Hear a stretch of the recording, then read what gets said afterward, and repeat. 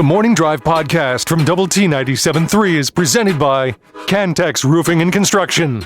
I'm Mike Hebert, owner of Cantex Roofing and Construction. Every day is game day, and we'll get it right when it comes to your roofing, construction, windows, and mirrors. Call Cantex Roofing and Construction today. Together, we are one serving you. Thank you for being with us today here on the Morning Drive.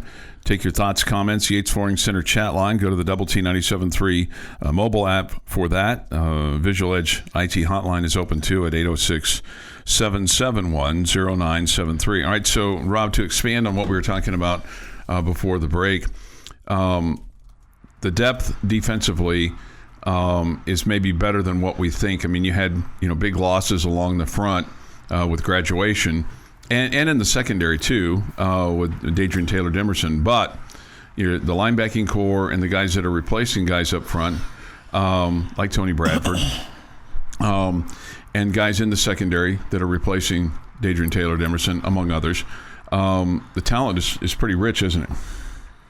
Yeah, and you go from last year saying middle linebacker is probably your weakest position or shallowest position in the depth conversation, and then you'd say this year you're deepest because you trust Ben Roberts as a second-year player, and Jacob Rodriguez was really the only guy last year, and then Josiah Pierre has left, but I think everyone underneath him has impressed enough in this offseason to say that you're really comfortable with that position.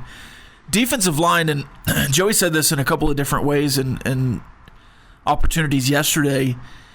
You had Jalen Hutchings and Tony Bradford the last 2 or 3 seasons, and those were your guys in the middle. Nobody else really stood out or played a lot in the middle. Miles Cole, his first year here, did some, and then he moved to the edge. You might have 4 or 5 guys that can match that production this year, which is really nice if that pans out, obviously. Because Hutchings and Bradford were having to play too many plays, especially McGuire's first year here.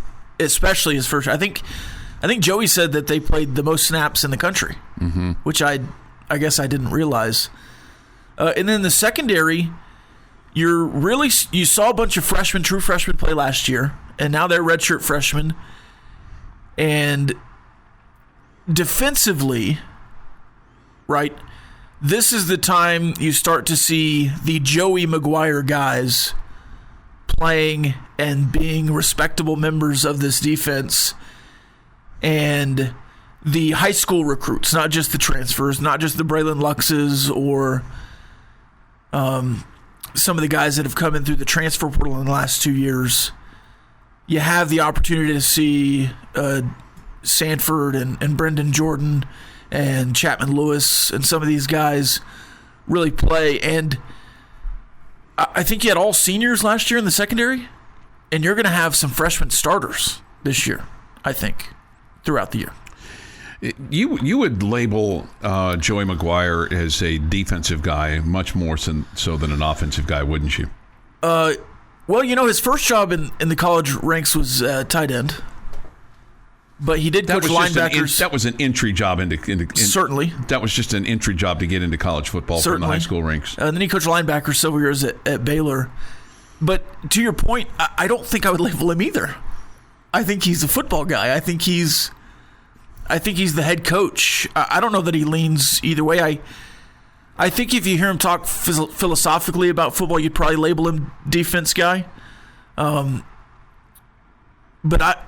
Because generally when you have a head coach at the college level, he was a coordinator at some point in his career.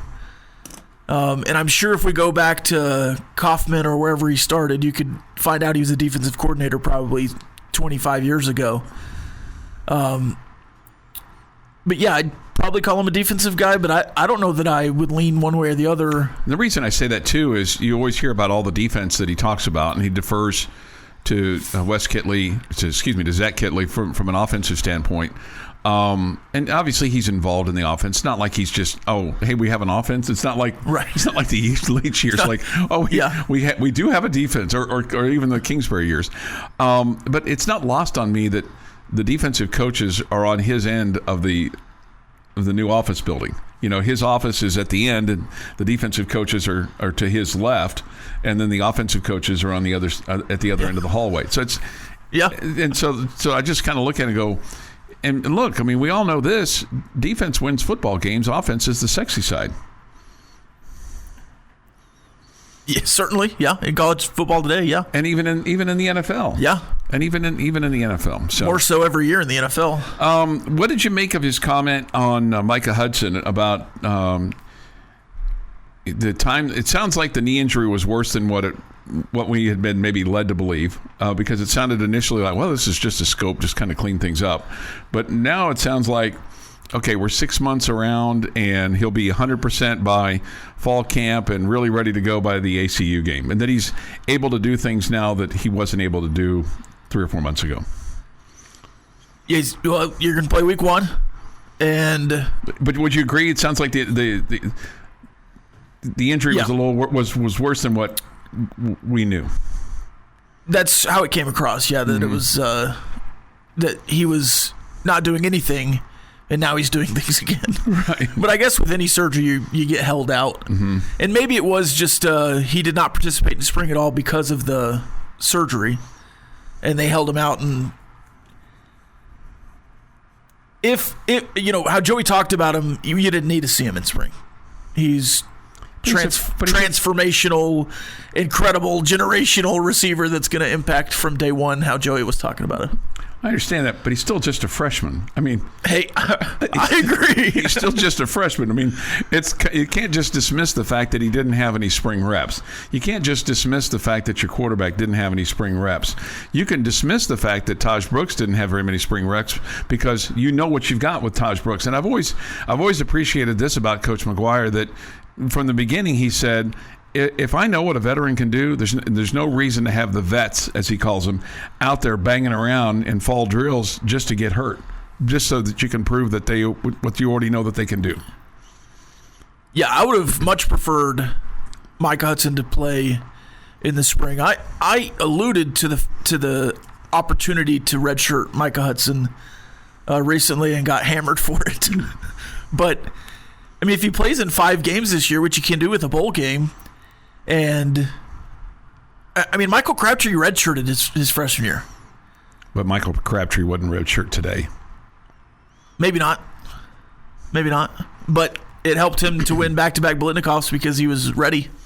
I understand that, but I mean, today's player thinks that if you're not going to play me today or not going to pay me today, I'll find somebody that will. Sure. And they'll be gone the next year. So it's almost kind of like, hey, you know what? I've got this whole pizza in front of me. If I don't eat all of it, somebody else is going to eat it. I'd rather eat all of it than have somebody eat any of it. Fair? It's fair. Okay. This is the Morning Drive Podcast from Double T 97.3, presented by Cantex Roofing and Construction. Today is July the 10th, 2024. It is Wednesday. Here is Jeff McGuire. I'm going to start in 1929 because the Pittsburgh Pirates outslugged the Philadelphia Phillies 15-9 at the Baker Bowl. 9 home runs were hit in this game, 1 in each inning. Oh, wow. That's a unique feat in Major League Baseball history. 1956, the 23rd All-Star Game took place in Major League Baseball. National League wins 7-3 at Griffin Stadium in Washington, D.C. 1964, Jesus Alou, I'm guessing? Yeah. Is the first San Francisco Giant in 40 years to get 6 hits in a game in a 10-3 win over the Chicago Cubs at Wrigley Field. I have to wonder if the wind was blowing out at Wrigley that day. Probably so. I mean, they could have all just been C-9 singles. I mean, Texas leaguers count just as much as a home run when you're talking about 6 hits in a game. 1990, in the 61st All-Star Game, the American League wins 2-0 at Wrigley Field. Chicago, in Chicago, your MVP, Julio Franco. Oh, wow. Texas Rangers. 2001, the 72nd All-Star Game took place. AL wins 4-1 at Safeco Field in Seattle.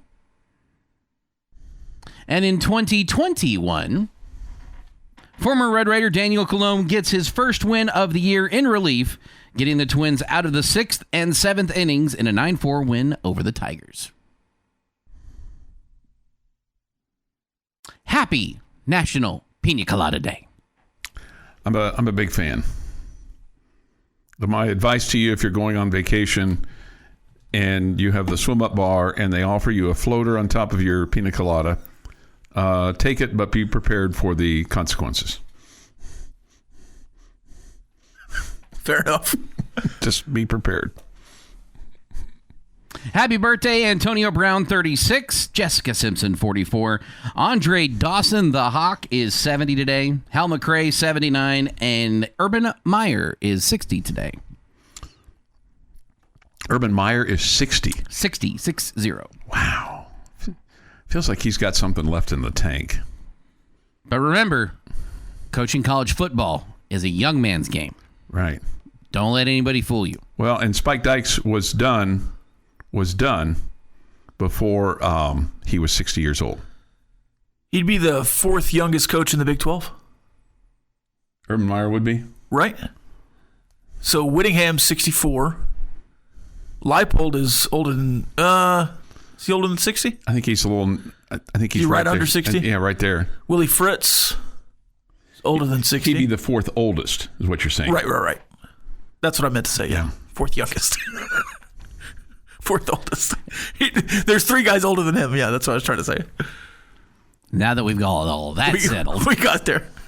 1943, gentlemen. Allies begin their invasion of Axis-controlled Europe with landings on the island of Sicily off of mainland Italy. Encountering little resistance from the demoralized Sicilian troops. The British 8th Army under Field Marshal Bernard Law Montgomery came ashore on the southeast of the island, while the U.S. 7th Army under General George S. Patton landed on Sicily's southeast coast. Within 3 days, 155 Allied troops were ashore. And that is this day in sports history. All right, this day in sports history, 6:49 this morning here on the morning drive. Speaking of Hal McRae, he was truly one of the first bona fide designated hitters because he had an arm injury that didn't allow him to play the outfield, and he was traded from the National League to the American League, and he would play some outfield, but primarily was used as a designated hitter very, very early in his career. Usually, the designated hitter in the mid to early 70s was mainly a guy that was kind of washed up. And McRae was really the first everyday player that became a designated hitter. So he would later become a manager and would later become a guy that would be more known for a tirade that he made in his managerial office because of a question that was asked by a friend of mine. And Hal McRae went crazy and ended up throwing a phone and hit another guy in the face, and it cut his eye. Can you imagine what that would be like today? Oh, man. And this buddy of mine, he was a baseball guy, and he was just trying to... He was one of those guys that covered the team every single day, and he was just trying to come up with a different question. And Hal was a fiery guy, and he was just mad that day, and he went crazy. So just Google Hal McRae question, and that guy is a friend of mine, and you'll see Hal McRae go absolutely crazy. 6:50 this morning here on the morning drive. And speaking of the Alou brothers, Felipe Alou and Jesus were the two most known, but the other Alou was Mateo Alou. I did have to look that up. I knew there was a third Alou, and then Felipe Alou's son would later Moises, right, would later play for the Cubs, and he was involved in the whole Bartman deal. Right? Yep. And it's a good thing that all of them were good at school. To spell their names? No, because if they weren't good at school, they'd got an F, and they would have been aloof. And we're going to save the dad jokes for later on this morning with Choice Woodman. Speaking of dad jokes, Jamie Lent will join us at 7:15 this morning from Las Vegas, and we'll get his take on things and what occurred.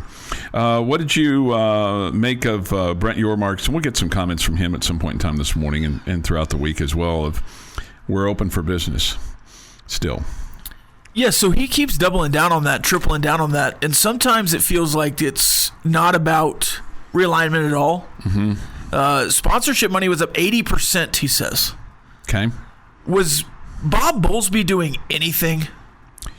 No. I can answer that question. No. How can you be up 80%? I guess here's how I would look at this.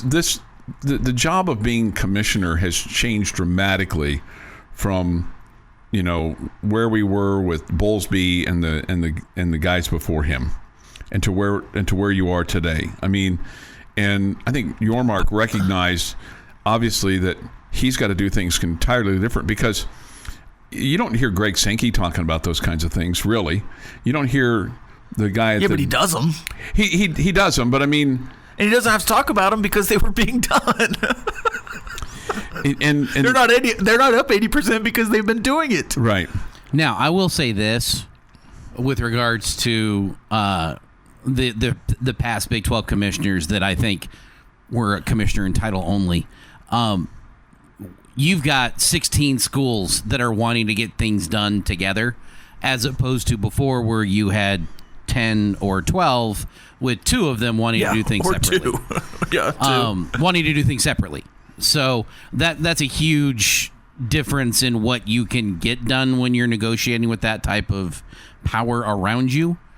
But yeah, as for what the past Big 12 commissioners have done, the answer is they collected a paycheck. Yeah. Well, and I think the other thing too is he just tried to keep the band together, as much as he could. Did he? As much as he could. Well, he was better than the guy before him, right? Oh, yeah. And I guess. Here's a correction from my history. Mateo Alou, also known as Matty Alou, somebody points out on the text line, a 300 hitter for the Pirates. Yeah, he was really good. So all the Alou brothers were good, but Mateo was really known as Matty Alou. Yeah. And then Jesus and Felipe Alou. Felipe was the best of the 3, I think. They had the longest career and then would become a manager too. But to the end of that point, Yormark's open for business. I don't think it's always realignment, but it might have been a little realignment yesterday. All right, 6:55 this morning here on the Morning Drive. This is the Morning Drive Podcast from Double T 97.3, presented by Cantex Roofing and Construction. Morning with Rob Breaux and Jeff McGuire. I'm Chuck Heinz. It's great to have you with us this morning here on the Morning Drive.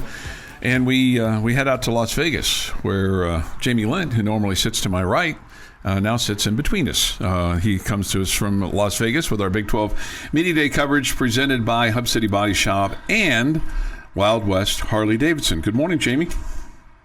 Good morning, guys. What was the highlight for you yesterday with Texas Tech and the Big 12 Media Days? I would guess I would say the same thing as every other Red Raider fan. It was nice to hear Baron Morton say that he's 100% healthy. No question. And I guess the other thing that stood out to me was Joey McGuire's comments on Micah Hudson. It kind of sounded like, and Rob and I have talked about this a little bit, that the knee scope or the knee surgery or the knee rehab was a little maybe more extensive. He didn't say this; it just implied it, that maybe what we thought. Yeah, I guess I was never in the camp of worrying about that, just because they said he would be back and ready and all that good stuff.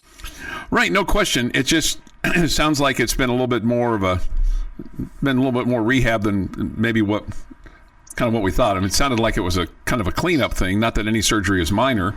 It's only minor if it's not you. But it just seems like this recovery. It seems like, based on what he said yesterday, it seemed like, okay, this is maybe a little more to this than what we thought. But he definitely will be a game changer for him.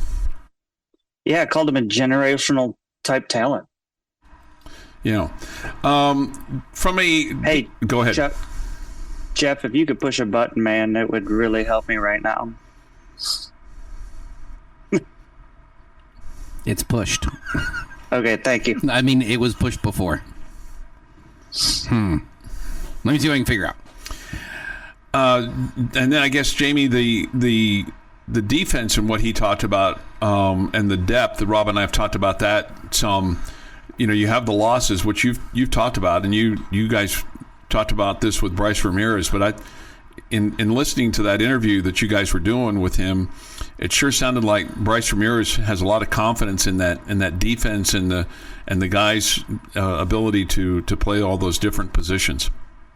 He sounded very, very similar to Tim DeRuyter when we talked to him earlier this year. Just the fact that he feels like there are plenty of guys that can fill in for those departed guys, and they love the depth across the entire defense. They're not that worried about don't mean it any disrespect to those guys that have left, but they feel like there's guys that can come in and step in for them.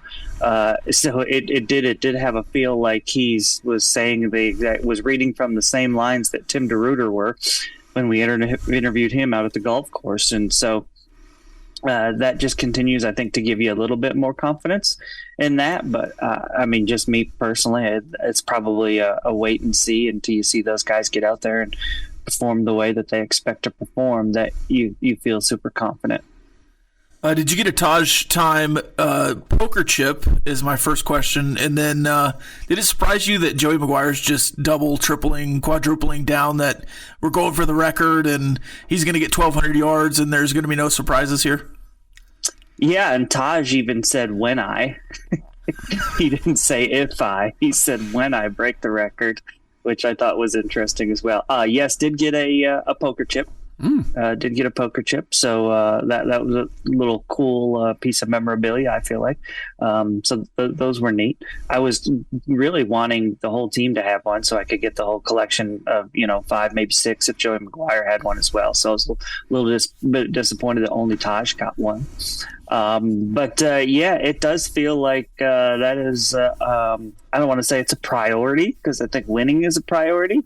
But definitely, even to hear Barron talk about it, all the above, it feels like that's something that's a done deal, that they're going to make sure it happens. And how do you feel about him doing it in 5 versus Byron doing it in 3? It is what it is? It is what it is. Yeah. First off, if you were a Byron Hanspard fan, you wanted to be really mad about it. You said, well, he could have stayed for another year. No question. 4 years in. Yeah. No question. So is it a fact that he's used more games to do it? Sure. But should there be an asterisk? No. No. Yeah. No, I don't think there should be an asterisk. Along those lines, who's your all-time leading receiver? Jakeem Grant. Who's our number 1 receiver? Michael Crabtree. If Michael Crabtree had stuck around for another year, he'd be your all-time leading receiver. Sure. I see no difference in those two. Yeah, sure. Okay, Well, the fact that they're letting him go to a 5th year, it's noted, but I don't think it needs to be an asterisk. Yeah, and just so you know, we did a little bit of math earlier this morning, Jamie, off the air, but in the COVID year, Taj Brooks had 269 yards rushing. So if he goes to 1423, he would do that in 4 years of running if you took the COVID year away from him. So it's not like he ran for a ton of yards in his quote freshman year. One, he only had 9 games. And he's going to do it in more games than Hanspard did. Anything that Brett Yormark said yesterday that stood out to you that made you go, that's kind of interesting? Really just the opposite. Okay. He was extremely boring because it was all about business. Mm-hmm. There was really, and that's what his job is. I get it. And the situation that you're in, the Big 12 conference, and they're trying to catch up with everybody else financially. And he's a forward thinker and a guy that's going to, turn every stone over to see if the conference can make money this way or promote itself that way, to try to catch up with the Big Ten and the SEC. I get all of it. It was just, if you were somebody that was wanting news about the future of college football or all of those kind of things, he just didn't get much of that from Yormark yesterday. He did say that they're still open for business, so I guess you're always open for business with regard to potential teams that would come in, and the two plums that would be out there would be Florida State and Clemson. I don't know that I didn't. When he said they were still open for business, I didn't take you. You may be 100% right, but I didn't take it as being about we're willing to take on more teams. I took it as we're willing to find any way we can to make more money. Which is what they have to do. I mean, were you surprised that they didn't announce some kind of affiliation with somebody to be the All-State 12 or fill in the blank 12 or something along those lines? Were you thinking that was going to happen? It wouldn't have surprised me. Yeah, I was thinking that was a possibility. So yeah, I guess a little bit. Anything that any of the other coaches had to say yesterday surprised you? No. I didn't listen to all of the other coaches, but I mean, was there anything that surprised you? No, I think Mike Gundy obviously had to walk back some comments that he made, but those were off-field related more so than on-field related. I mean, I surely wasn't surprised when we found out that Ollie Gordon's not going to miss any time. Mm-hmm. Yeah, and that was a bit of a, the question of would they send Ollie Gordon to Big 12 Media Days, which in my opinion is a bit of an honor or a reward. And Oklahoma State deciding that they were going to still do it because he said he wanted to do it. And then listening to some of the interviews he did and to see media members really basically just joke about the situation and not ask him any hard questions at all. Almost as if to say, it wasn't a big deal. Give him a pass. So it was, so he didn't face the music by any stretch of the imagination. Everybody was very kind to him, like I guess you would expect. So it wasn't like coming here made him face the music or anything like that. Nobody was asking him, if he still plans on having empty bottles of liquor in his car as he drives around Stillwater. 7:25 this morning here on the Morning Drive. You want to hang around for a question of the day? Do I have to ask a question? No, you don't have to ask the question. I'm sure if you want me to. Sure, we'd love to have you hang around just for a second. All right. Your daily dose of sports and fun. This is the Morning Drive Podcast from Double T 97.3, presented by Cantex Roofing and Construction. Jamie's question of the day on Double T 97.3, presented today by someone not named Jamie, is brought to you by Connecticut of West Texas. 7:32 this morning here on the Morning Drive. Jamie remains with us from Las Vegas. My initial question for you is, I heard you had a really good hamburger the other day. Did you have your milkshake that you usually like to have when you're in Las Vegas? Did you find your milkshake place? Did not get a milkshake. No, okay. No, did not.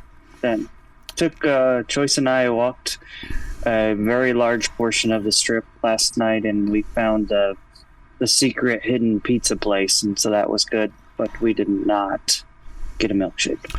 Did you go down to the sphere and take a selfie in front of the sphere?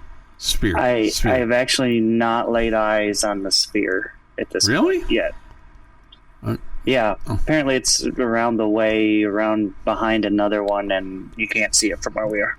Okay, all right, Rob, your question for Jamie and I and Jeff. So we did talk about the business end of Yormark's comments, but he says on the football front, we will be the deepest conference in America. Every week will matter. We have the star power and parity. We boast some of the top players and coaches in the game. My question to you guys, who has the best bottom four out of the SEC, Big 12, and Big 10? I'll give them to you. Okay. Arizona State, Houston, Cincinnati, BYU would be the Big 12. Vanderbilt, Arkansas, South Carolina, Mississippi State in the SEC. Purdue, Indiana, Illinois, Northwestern. So imagine maybe a little round robin who comes out on top. That's very interesting, Rob. I think, this is not what I want to say. I think I would still lean towards the SEC. I mean, you've got an Arkansas and a Mississippi State in there and a South Carolina that's still I still think they, especially the Arkansas part of it, still recruited a decently high level. I think those 4 in the Big 12 conference are going to be pretty rough. So I think I'm going, if I'm ranking those 3 that you just gave us, I'm taking, because you didn't give us the ACC, did you? I did not. Just the 3. Okay, yeah. I think I'm putting Big 12. I think I'm going SEC. I think I'm going Big 10. And then Big 12. Okay, give us the schools again. So the Big 12 would be Arizona State, Houston, Cincinnati, BYU. And I had to take some liberties with the other 2 because they don't have preseason rankings out yet from the media. But Vanderbilt, Arkansas, South Carolina, Mississippi State would be the SEC. And then Purdue, Indiana, Illinois, Northwestern. You could also add Rutgers or Maryland interchangeably in there. The Big Ten certainly has the top half and the bottom half, in my opinion. Sure. I'm going to go. I think SEC top to bottom is the best conference in college football. I don't think there's no headline in saying that. Okay. I think the bottom 4 of the Big 12 are better than the bottom 4 of the Big 10, because Cincinnati has certainly been there before. BYU has been there before. I think Houston, you can't say anything necessarily positive about Houston. And then Arizona State, I mean, they look dreadful, but I think that they are a team that you have to reckon with. They're not going to be Arizona or Texas Tech or any of the teams in the top 8. But I'm going to go SEC, Big 12, then Big 10, because I think the 4 in the Big 10 are pretty dreadful. Jeff? All right, when I'm asked to figure this out, instead of trying to figure out who could beat who, I'm counting garbage. Who are the garbage? Because I would say BYU isn't garbage. Mm-hmm. I would say that the bottom of the Big Ten is garbage, because you can still keep going and we're adding more garbage. So Big Ten is at the bottom of this. I think they've got at least 5 garbage, if not maybe 7, depending on how you want to count it. So then you're looking at SEC, Big 12. 3 garbage SEC? When you compare to what they're going to end up having this year, I'm not seeing 3 garbage in the Big 12. So give me Big 12, SEC, Big 10. And how do you see it, Rob? I would agree with Chuck here. I think the Big 12 would Don't be ever second. say that out loud again. I think the Big 12 would be second. The Big 10 would be a pretty easy third for me, I think.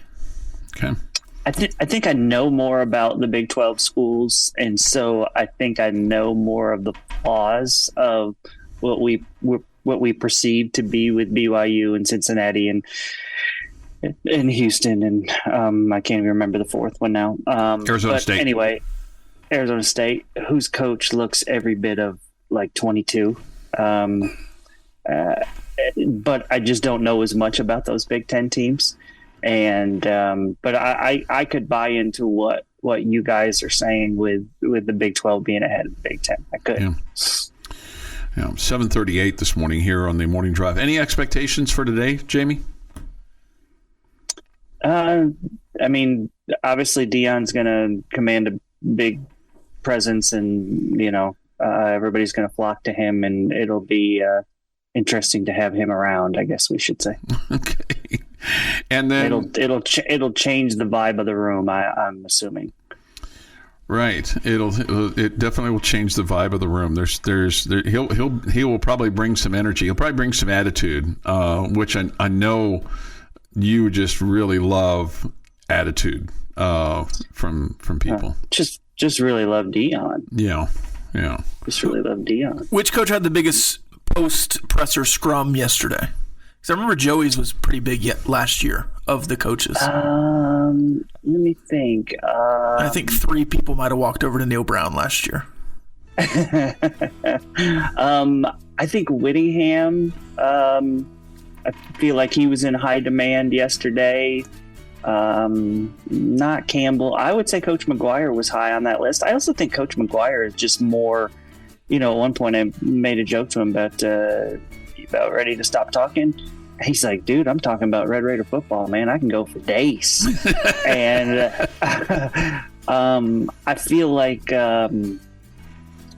he does a great job. He's just willing to talk to anybody as far as interviews go and all that good stuff. And I would say he was high on the list. Probably Gundy as well. I mean, people have. It feels like he always has opinions, and that makes it entertaining. So I would say those were probably your top three. The Morning Drive podcast from Double T 97.3 is presented by Cantex Roofing and Construction. Morning Drive. Good morning with Rob Breaux, who's in for Jamie Lent this morning, and Jeff McGuire. I'm Chuck Heinz. Great to have you with us today as we come to you from the First United Bank studio here in downtown Lubbock. The Yates Flooring Center chat line is open. Go to doublet973.com for that, or the mobile app. Visual Edge IT hotline is open too at 806-771-0973. Coming up this morning at 9 o'clock, it'll be the end of the bench. You'll hear from Jeff Haxton today. Also, Josh Foppel and Taylor Beatles will be in today. Choice and Jamie will continue our coverage of Big 12 Media Days from Las Vegas. It's presented by Hub City Body Shop and Wild West Harley Davidson. And then we'll have, and that'll be on 100.7 The Score, along with the end of the bench today from 9 to noon, as per usual.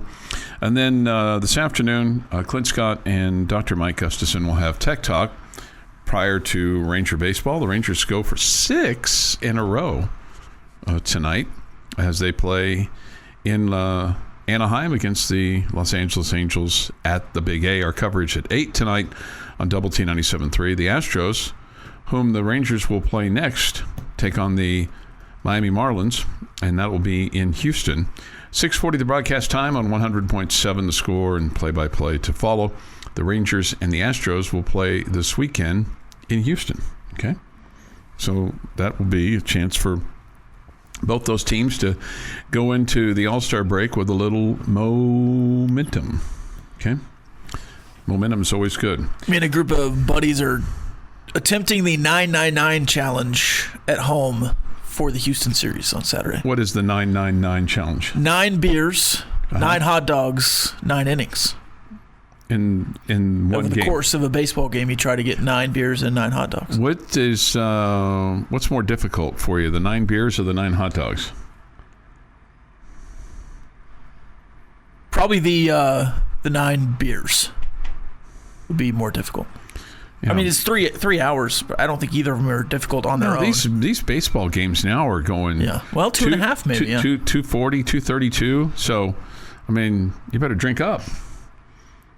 You know, the first couple of hot dogs will go down pretty easily. It's right. I think 7, 8, and 9 that are the more difficult. I think ones. In both respects, yes. 7, 8, 9 are the tougher ones. You know, I mean, 9 beers in 2.5 hours. I mean, there was a point in time I probably could have done that.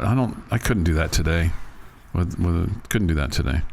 Bobby Hot Dogs is disappointed in me. He says completely out on Frito pie. Color me disappointed. Yeah, I don't care if it's 30 below or 110. And I like Fritos. I like pie. I do not like Frito pie. Okay, just don't care for it. Is it the name? Would you like a Frito stack? No, I just don't like. I don't like. I only like crackers in my chili. Do you like nachos?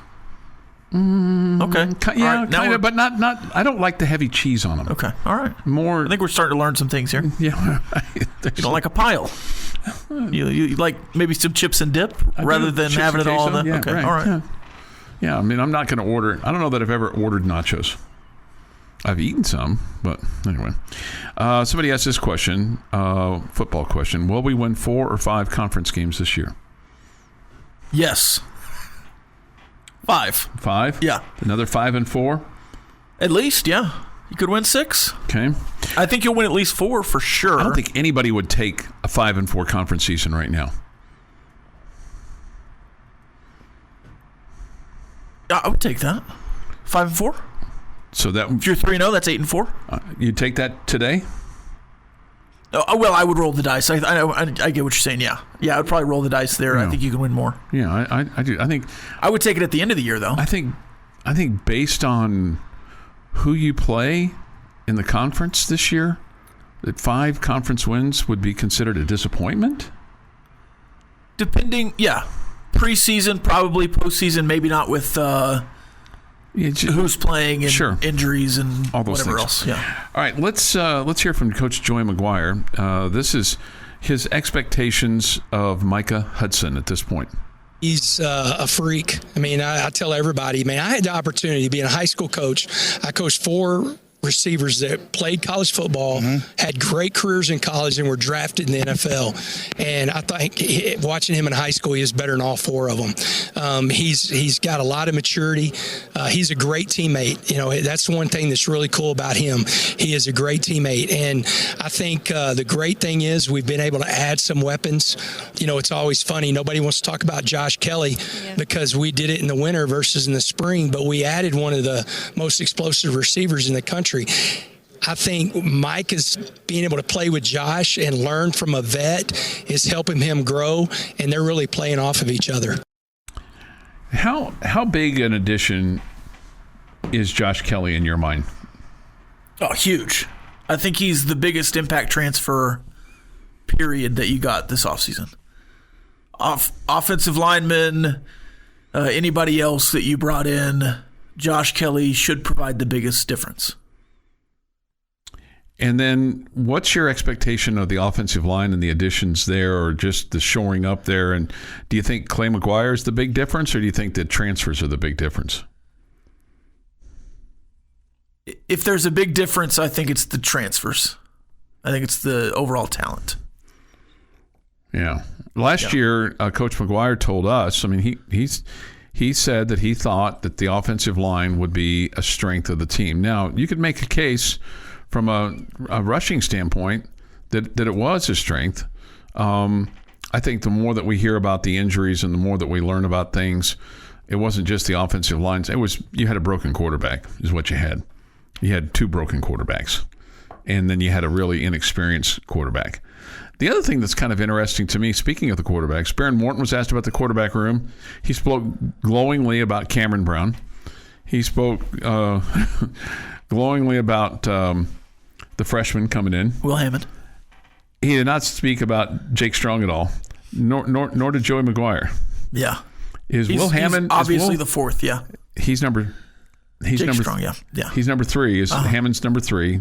Strong's number 4. Do you think we see a transfer by Jake Strong at some point in time? Oh yeah, because you're going to keep bringing in a guy every year. Mm-hmm. And right now, I believe he's a 4-star coming in. Mm-hmm. Jones? Right. Yeah. Yeah, so... Yeah, Jake Strong will not finish his career. Unless he's... what quarterback stayed here for like 5 years and never played? Oh, he had McLean Carter, but he finally went to ACU and played for 2 seasons. There's some quarterback recently that stayed forever and just was like happy to be here. Are you surprised that Jake Strong is still here at this point? After the spring that Will Hammond had? If there was a transfer that I probably would have assumed, I think Jake Strong would be a candidate. This has been the Morning Drive Podcast, presented by Cantex Roofing and Construction. Check out our library of Double T 97.3 podcasts at doublet973.com.